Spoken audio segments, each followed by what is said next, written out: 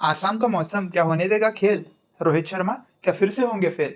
Rabada पिछली बार किया था इम्प्रेस, क्या कर देंगे इस बार इंडियन बैटर्स को डिप्रेस? शुरू करते हैं आज का एनालिसिस दोस्तों। इंडिया से साउथ अफ्रीका के बीच में सेकंड T20 इंटरनेशनल 7 बजे के समय गुवाहाटी आसाम पर ही मुकाबला खेला जाएगा। फिर कल की सक्सेस सेलिब्रेट करना हमारा ट्रेडिशन रहा है और इसी हिसाब से जमीमा रॉड्रिक्स अगर खेलती है तो मस्ट पिक थी, मैंने आपको बता दिया था। शफाली वर्मा को ड्रॉप करने के बारे में भी बता दिया था। त्यारान हेमलत गेंदबाजी करेगी ये तो एंटिसिपेट नहीं किया था, लेकिन देखते हैं आज के टिप्स के लिए रेडी रहेगा दोस्तों। Ground statistics and pitch report लाया हूँ आपके लिए। पिछले जो 10 मुकाबले हुए हैं वहाँ पर स्पिनर्स ने ज़्यादा विकेट लिए हैं। सैयद मुश्ताक अली ट्रॉफी के जो मुकाबले हुए थे यहाँ पर वहाँ के स्कोर्स लाया हूँ, क्योंकि इंटरनेशनल मुकाबले यहाँ पर हुए ही नहीं है और ना वुमेंस के ना मेन के। इस हिसाब से यहाँ पर आप ओपनर से गुड स्कोर की उम्मीद कर सकते हो, जो इस मुकाबले में देखने को मिला। सेकंड इनिंग्स में ऑल आउट देखने को मिला है दोनों बार लगातार, मतलब सेकंड मैच में तो 9 ही विकेट गिरे थे, लेकिन फिर भी ज़्यादा विकेट सेकंड इनिंग्स में देखने को मिले।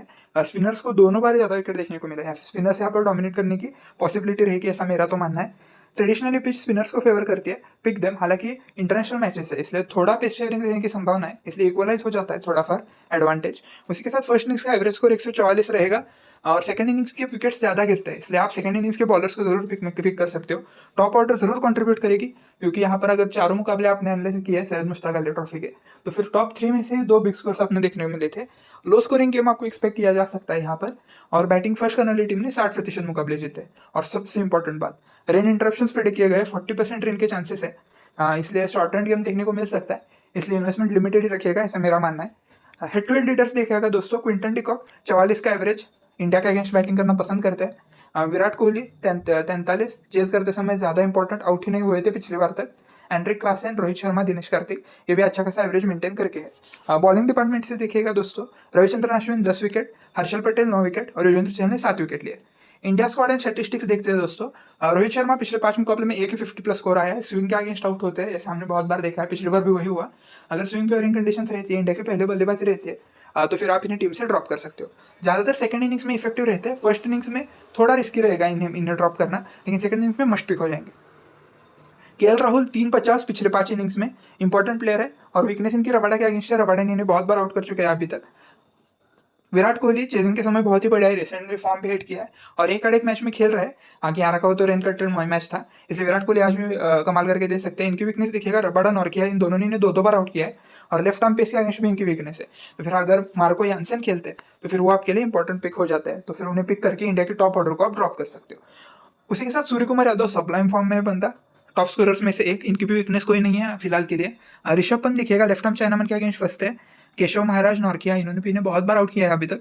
हालांकि रिसेंट स्कोर इतने इंप्रेसिव नहीं है, आप मतलब स्मॉल लीग की टीम से तो इन्हें ड्रॉप कर सकते हो। दिनेश कार्तिक का देखिएगा, लेग स्पिन के अगेंस्ट इनकी वीकनेस है, रादर स्पिन को इतना अच्छा खेलते ही नहीं है, लेकिन आते हैं तब तक स्पिन रहती नहीं है, इसलिए आप चाहो तो इन्हें एक जीएल के कॉम्बिनेशन में ट्राई कर सकते हो।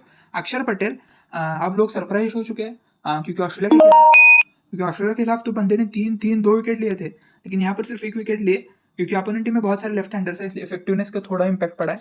रविचंद्रन अश्विन ये आज के लिए मेरे डिफरेंशियल पिक रहते हैं। रीजन बहुत सिंपल है, स्पिन फेवरिंग कंडीशन है, अपोनेंट टीम में लेफ्ट हैंडर्स की झड़ी है। हर बार तो अर्शदीप और दीपक चहर कमाल करके नहीं दे सकते, इसलिए रविचंद्रन अश्विन की आपको ज्यादा उम्मीद है। और पावर प्ले में आ सकते हैं, पावर प्ले में आते हैं तो क्विंटन डिकॉक, रायली रोसो और उसके साथ मिलर, इन तीनों को ये काउंटर कर सकते हैं, इसलिए इंपॉर्टेंट पिक है आज के मुकाबले के लिए। हर्षल पटेल देखिएगा, 2 विकेट, 1 विकेट, 0 विकेट, ऐसा ओवरऑल कंट्रीब्यूशन रहा है इनका। अगर स्लो पिच रहती है, पिच रिपोर्ट बहुत केयरफुली देखिएगा। अगर आप क्रिकबज़ वगैरह फॉलो करते हो तो वहाँ पर कप्तान भी ज़्यादा अच्छा एनालिसिस बताते हैं, तो फिर अगर स्लो पिच रहती है तो फिर आप इन्हें जरूर से पैक कीजिएगा। दीपक चहर न्यू बॉल में हेल्प रही तभी बंदा कमाल करके देगा, डेथ ओवर्स में वगैरह इतना इफेक्टिव नहीं है। अर्शदीप सिंह देखिए, लेकिन उससे पहले अगर आप देखते हो तो 1 wicket, 0 wicket, 1 wicket, 1 wicket, death में आते तो है लेकिन इतना ज़्यादा कमाल नहीं करते हैं मेरे हिसाब से। डेथ में इकोनॉमिकल गेंदबाजी करेंगे, यानी 7 रन 8 रन डिफेंड करने हो तो अच्छी खासी गेंदबाजी करेंगे, लेकिन इतना ज़्यादा विकेट टेकिंग गेंदबाजी नहीं करेंगे मेरे हिसाब से। बेंच के एनालिसिस देखते हैं दोस्तों, 64-24, मतलब श्रेयस अय्यर भी अच्छे खासे फॉर्म में है। लेग स्पिन और बाउंसर्स इनकी वीकनेस है और अपोनेंट टीम में दोनों करने की मौजूदगी है, इसलिए श्रेयस अय्यर अगर खेलते हैं तो आप इन्हें ड्रॉप कर सकते हो। हालांकि अगर इसकी जाना हो तो इन्हें पिक कीजिएगा।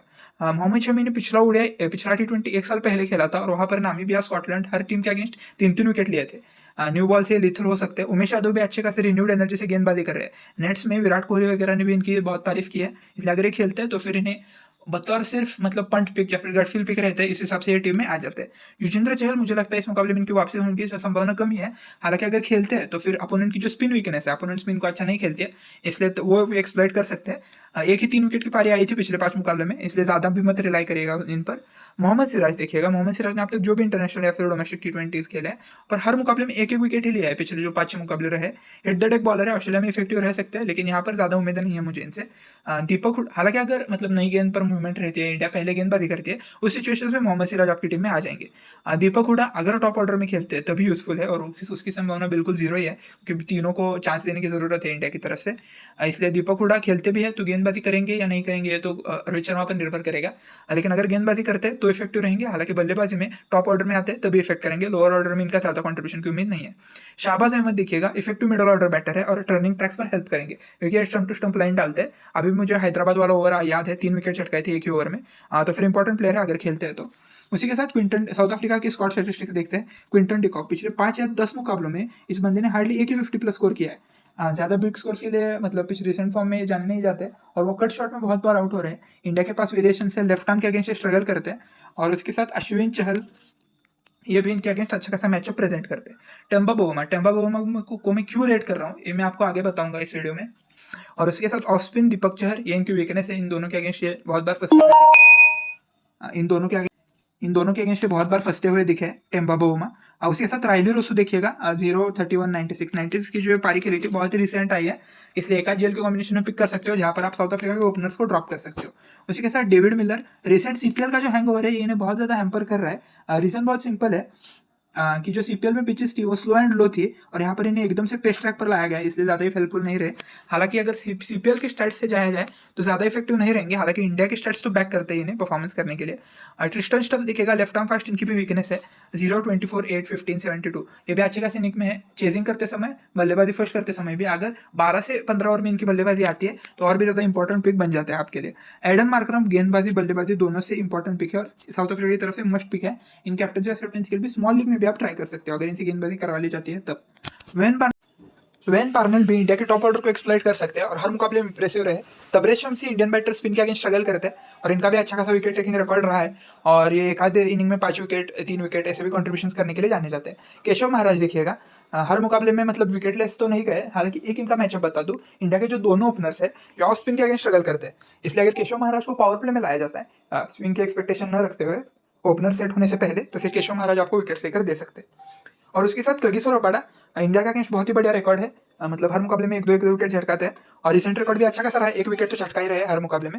ऑन्ड्रिक नॉर्किया भी उसी रिकॉर्ड से आते हैं, और इंडिया के अगेंस्ट शॉर्ट बॉल और इंडिया के अगेंस्ट प्रॉपर पेस बॉलिंग हमेशा ही वीकनेस रही है। तो फिर ये दोनों गेंदबाज अगर साउथ अफ्रीका पहले गेंदबाजी करती है तो फिर मस्ट पिक और जेल के कैप्टन चॉइस बन जाते हैं। लुंगी एनगिडी को मैं क्यों ज्यादा रेट कर रहा हूँ, जो 24 सेकंड इनिंग्स के जो गेंदबाजी रही है यहाँ पर, सेकंड इनिंग्स में जब साउथ अफ्रीका ने गेंदबाजी की है तब इस बंदे ने 24 में से 38 विकेट लिए 24 मुकाबलों में, यानी कि ये चेजिंग के समय, सेकंड इनिंग्स की गेंदबाजी के समय बहुत ही ज्यादा इफेक्टिव पिक रहता है। उसी के साथ प्रिटोरियस देखिएगा, रिसेंट टेरिफिक फॉर्म रहा है इनका सीपीएल में, 2 विकेट 3 विकेट हमेशा झटका रहे थे पहले इनिंग में जब भी गेंदबाजी आई तब। विजॉन फॉर्ट्यून जो रहे गेंदबाज, इन्होंने ऋषभ पंत को तंग किया है, इंडिया के टॉप ऑर्डर को तंग किया है, जो भी कुछ मतलब 1-2 ही मुकाबले खेले वहाँ पर, और रिसेंट फॉर्म भी इनका बढ़िया है। अगर ये खेलते हैं ट्राई करने के लिए, टेस्ट करने के लिए, तो ये भी आपके लिए इंपॉर्टेंट पिक हो जाते हैं। मार्को एंसन, टेस्ट में आपको इन्हें के बारे में सुना ही होगा, न्यू बॉल से इंडिया को ट्रबल कर सकते हैं, रिकॉर्ड उतना ज़्यादा T20 का इंप्रेसिव नहीं है। एंडल फेलुकुआ, अगर ये खेलते हैं तो ये इग्नोर पिक रहेंगे, मैं अभी आपको बता रहा हूँ, क्योंकि इतना अट्रैक्टिव बैटिंग नहीं करते, अट्रैक्टिव गेंदबाजी नहीं करते। लेकिन इंडिया का अगर आपको स्टुअर्ट भी नहीं याद हो जो आप लेजेंड्स लीग खेल रहे हैं, तो फिर वो उनकी जैसी इफेक्टिव गेंदबाजी एंडले फेलो आपको करके दे सकता है। और रीजन भी बहुत सिंपल है, टैलेंट है बंदे में, और 1 विकेट देखेगा हर मुकाबले में लिया है, एक भी ऐसा मुकाबला नहीं रहा है यहाँ पर विकेटलेस गए रिसेंट में, इसलिए एंडल फेलो को आप बैक कर सकते हो। उसी के साथ रीजा हेंड्रिक्स को मैं क्यों इतना बैक कर रहा था, मैं तो सोच रहा था कि टेम्पा को मैं एक पोजीशन ड्रॉप कर देंगे।